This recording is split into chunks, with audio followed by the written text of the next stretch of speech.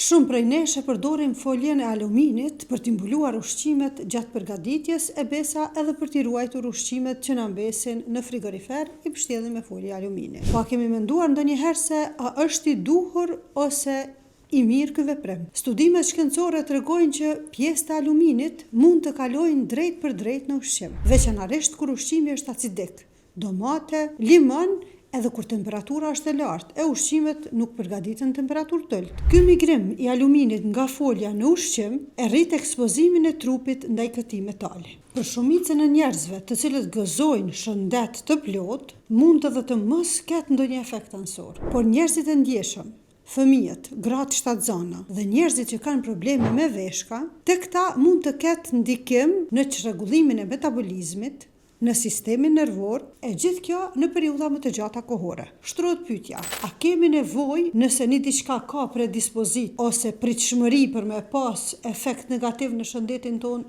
ta përdorim? A është e patjetërsueshme të përdorim folje metali për të përgatitur ushqimet? Kemi ndonjë alternativë tjetër? Për të shmangur këto rreziqe, përgatitni ushqimet pa folje të aluminit. Mund të përdorni folje të letrës ose mund të përgatitni në temperatura më të ulta.